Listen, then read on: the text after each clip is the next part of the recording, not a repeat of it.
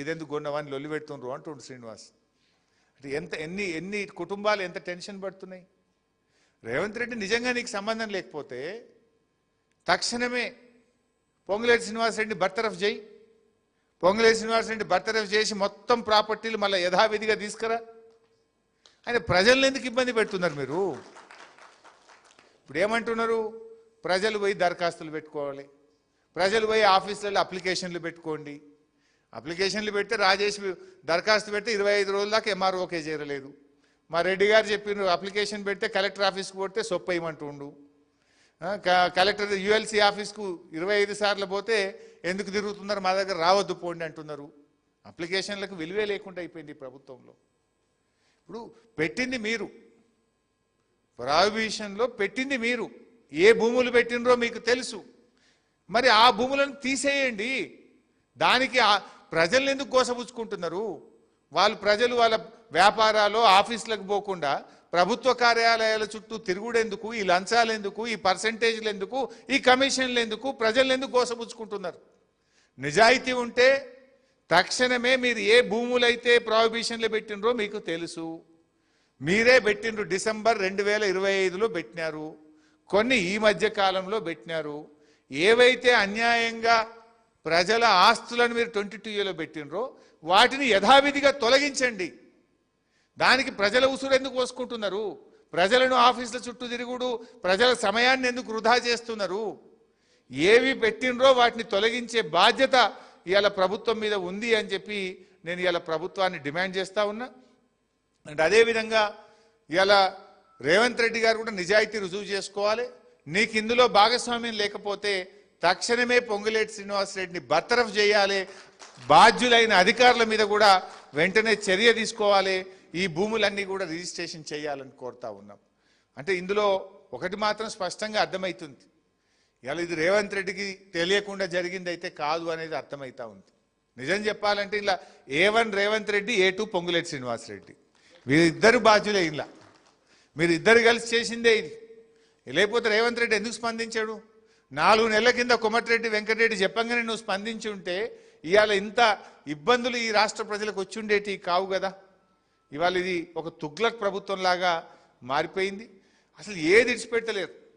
ఒకవైపు ఇప్పుడే సబితక్క చెప్పినట్టు ప్రభుత్వ భూములన్నీ లాక్కుంటున్నారు, అసైన్డ్ భూములు లాక్కుంటున్నారు, HMDA TGIC భూములు అమ్ముకుంటున్నారు. చివరికి ఇప్పుడు ప్రజల ఆస్తులు పట్టా భూములను కూడా ఇలా వసూళ్ల దందాకు తెరలేపి 20TA కింద తెచ్చిండ్రు. అంటే గవర్నమెంట్ భూములేమో అమ్ముడు, అసైన్లు భూములేమో లాక్కునుడు, ప్రజల ఆస్తులు పట్టా భూముల మీద కూడా 22A పెట్టి వసూళ్లకు తెగబడ్డటువంటి పరిస్థితి మనం ఈరోజు చూస్తూ ఉన్నాం. రేవంత్ రెడ్డి ఈ మధ్య ఒకసారి మాట్లాడింది, మీరు చూసిందో లేదో, ఎకరాల్లో కొని గజాల చొప్పున బకరాలకు అమ్మడమే మా కాంగ్రెస్ ఎమ్మెల్యేలు మా కాంగ్రెస్ నాయకులు చేస్తున్న పని అని మొన్న కొడంగల్లో మాట్లాడిండు. ఎకరాలలో కొంటున్నాం, గజాలల్లో బకరాలకు అమ్ముతున్నారు. తాండూరులో మాట్లాడిండా? తాండూరు ఎమ్మెల్యే ఉంటే తాండూరు ఎమ్మెల్యేని పట్టుకొని ఎకరాలలో కొంటుండ్రు, గజాలల్లో బకరాలకు అమ్ముతుండ్రు మా కాంగ్రెస్ ఎమ్మెల్యేలు అన్నాడు. అంటే ఈ ప్రభుత్వ పనితీరు ఎట్లుందో మనకు అర్థమవుతా ఉంది. ఇదేనా అంటే మీ కాంగ్రెస్ ఎమ్మెల్యేలు, మీ కాంగ్రెస్ నాయకులు ఏం చేస్తుండ్రో రేవంత్ రెడ్డి స్వయంగా ఒక పబ్లిక్ మీటింగ్లో చెప్పిండ్రు. అదొకటి హిల్ట్ పాలసీ తెచ్చిండ్రు. ఆ హిల్ట్ పాలసీ తెచ్చి హైదరాబాద్ చుట్టూ ఉన్న ఉద్యోగాలు ఊడగొట్టుడు, ఉన్న ఇండస్ట్రీస్ ఉన్న భూములన్నీ కూడా పెద్ద ఎత్తున అక్కడ కూడా పర్సంటేజ్లకు అవినీతికి హిల్ట్ పాలసీ మీద పేరిట కూడా ఇవాళ పెద్ద ఎత్తున వసూళ్లకు పాల్పడుతున్నటువంటి పరిస్థితి ఉంది. ఇవాళ తెలంగాణలో ముఖ్యంగా హైదరాబాద్ చుట్టూ మేడ్చల్, రంగారెడ్డి జిల్లా ప్రజలు హాయిగా గుండె మీద చేసుకొని నిద్రపోయే పరిస్థితి లేదు. ప్రజలకు నిద్రలేని రాత్రులు గడిపే పరిస్థితి తెచ్చినారు మీరు. ఇవాళ మొత్తంగా ప్రజలు ఒకటే కోరుకుంటున్నారు, బీఆర్ఎస్ పార్టీ కూడా కోరేది ఒకటే, ఈ దరఖాస్తుల పేరిట మీ సేవా సెంటర్ల చుట్టూ ఆఫీసుల చుట్టూ ప్రజలు తిరగరు. ఇది ప్రభుత్వం చేసిన తప్పిదనం. మీరు చేసిన కుట్ర గనక ప్రజల్ని ఇబ్బంది పెట్టకుండా మీరే సుమోటోగా తక్షణమే వీటన్నిటిని తొలగించాలని చెప్పి మేము డిమాండ్ చేస్తూ ఉన్నాం. అండ్ ఆన్లైన్ పెట్టండి, పబ్లిక్ డొమైన్లో పెట్టండి, ఏవి తొలగించిండ్రు ఏవి తొలగించలేదో పెట్టండి. ఇలా పరిస్థితి ఏంటంటే భూభారతిలోకి వెళ్ళి ఆన్లైన్లో చూసే ప్రయత్నం చేస్తే this site is down, site కరెక్షన్లో ఉంది, త్వరలో అప్లోడ్ చేస్తాం అంటే ఆ వివరాలే లేకుండా మాయం చేసి పరిస్థితి. చాలా వివరాలు దొరుకుతలేవు. కొన్ని సర్వే నెంబర్లకు పోయి భూభారతి ఆన్లైన్లో చూసే ప్రయత్నం చేస్తే దాన్ని కనబడకుండా మాయం చేసి పడేసిండ్రు. ఎందుకు చేసిండ్రు మరి? ఏ తప్పు చేయని వాళ్ళు అయితే, నిజాయితీ గల వాళ్ళు అయితే దాన్ని ఆ సైట్లను ఎందుకు మాయం చేస్తున్నారు? ఎందుకు కొన్ని గ్రామాలు, సర్వే నెంబర్లు, కొన్ని ఏరియాలు, కొన్ని పట్టణాలే మాయం చేసి పడేసిండ్రు? మీరు అంత పారదర్శకంగా ఉంటే అంత ఆన్లైన్లో ఉండాలి కదా. ఇది ఈ రకంగా ఈరోజు జరుగుతున్నటువంటి పరిస్థితి.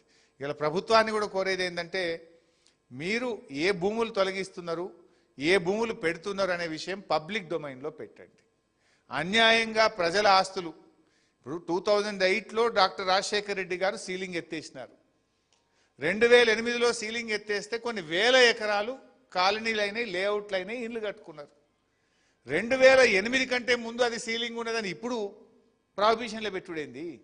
సీలింగ్ యాక్ట్ రద్దయింది, ఆ భూములు పట్టా భూములుగా మారినాయి, హెచ్ఎండిఏ లేఅవుట్ వచ్చింది, ప్రజలు డబ్బులు కట్టి జిహెచ్ఎంసీ నుంచి పర్మిషన్ తెచ్చుకున్నారు, ఇల్లు కట్టుకున్నారు. దాన్ని మళ్ళీ ఇప్పుడు 2008 కంటే ముందు ఇది సీలింగ్ ఉండే అని ఇవాళ సీలింగ్లో పెడితే ఇది కేవలం ప్రజల్ని ఇబ్బంది పెట్టడం తప్ప ఇంకోటి కాదు. హైదరాబాద్ జిల్లా మొత్తం భూభారతిలో ఇలా కనబడతలేదు, మాయం చేసేసిండ్రు.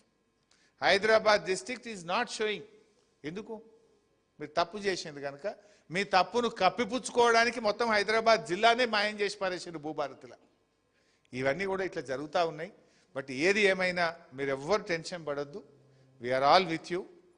ఒక రోజా 2 రోజులా చూద్దాం. అవసరమైతే పెద్ద ఎత్తున ప్రజా పోరాటానికి సిద్ధం చేద్దాం. మనం ముఖ్యమంత్రి ఇల్లే ముట్టడిద్దాం. ఇవాళ ఇందులో 2 దారాలు. ఒకటి, ఏ భూములు అయితే నిషేధిత జాబితాలో పెట్టినో అవి వెంటనే రిస్టోర్ కావాలి. దరఖాస్తుల పేరిట, ఫీజుల పేరిట ప్రజల్ని వేధించొద్దు. 2, ఈ తప్పుకు లక్షలాది మంది ప్రజలను గోసబుచ్చడానికి కారకులు ఎవడో తేలాలే, వారి మీద వెంటనే చర్య తీసుకోవాలి, పొంగులేటిని వెంటనే డిస్మిస్ చేయాలనేది కూడా మేము డిమాండ్ చేస్తూ ఉన్నాం. ఎందుకంటే భవిష్యత్తులో ఇంకెవరు ఇలాంటి తప్పు చేయొద్దు. అది అధికారులైనా, మంత్రి అయినా జవాబుదారీతనం ఉండాల్సిందే, వారి మీద చర్య తీసుకోవాల్సిందే అని చెప్పి కూడా మేము డిమాండ్ చేస్తున్నాం. Thank you. జై తెలంగాణ.